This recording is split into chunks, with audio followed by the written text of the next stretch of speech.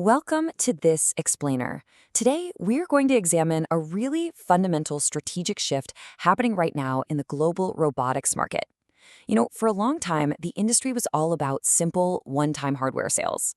But that's changing. We're seeing a major evolution into recurring field intelligence platforms. For years, the prevailing view was that AI lived entirely inside our screens, right? Just generating text or analyzing documents. But the new reality is actually highly physical. AI is getting a body, and well, that body is the robot. So when a machine operates in a warehouse or a factory, it's doing so much more than just moving boxes around. It actually observes, it records, and it essentially becomes this continuous field data collector.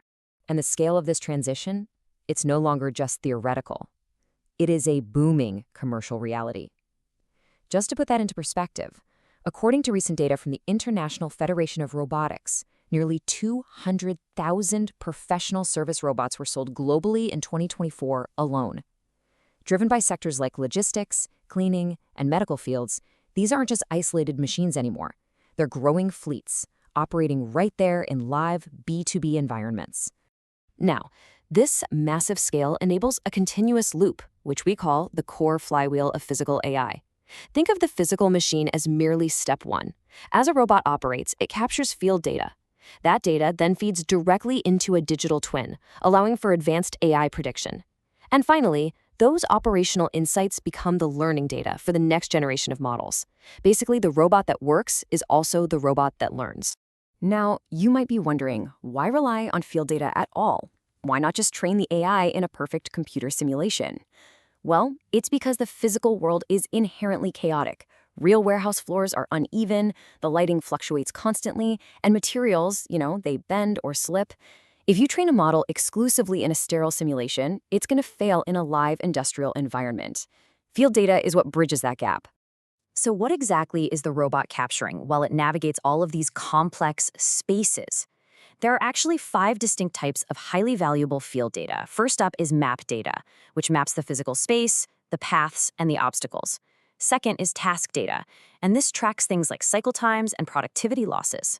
Third is quality data, which detects anomalies using visual and pressure sensors. Fourth is digital twin data. And fifth, we have robot learning data, where current operational movements serve as the exact training examples for tomorrow's AI models. This operational data we just talked about, it's literally the lifeblood of the digital twin.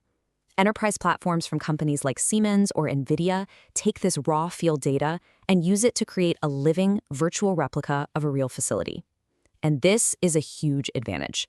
It allows executives to simulate movement, stress test layouts, and safely optimize their workflows virtually. All of this happens long before committing to any expensive, real-world physical changes.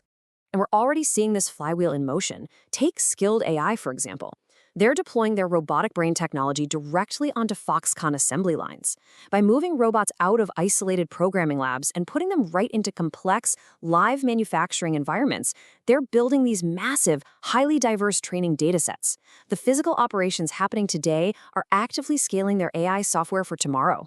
However, I do want to add a strategic caveat here. Just collecting data doesn't automatically equal profit. Field data only becomes a true asset when an enterprise has clear data ownership, high-quality control, and deep domain expertise. Crucially, it requires a solid service model, something like a robot-as-a-service platform. That's what converts raw industrial observations into tangible value, like fleet optimization or predictive maintenance. The crucial takeaway here is that the entire business model of robotics has fundamentally shifted. In the past, the legacy question executives always asked was simply, how much does the machine cost? It was a pure hardware transaction. But today, the modern question is, what field intelligence does it capture? A company that merely sells hardware, well, they earn exactly once. But the organization that installs the fleet, captures the continuous data, and provides predictive intelligence, they own the long-term value. This right here is the new robotics economy. The next market leaders aren't just going to be hardware manufacturers.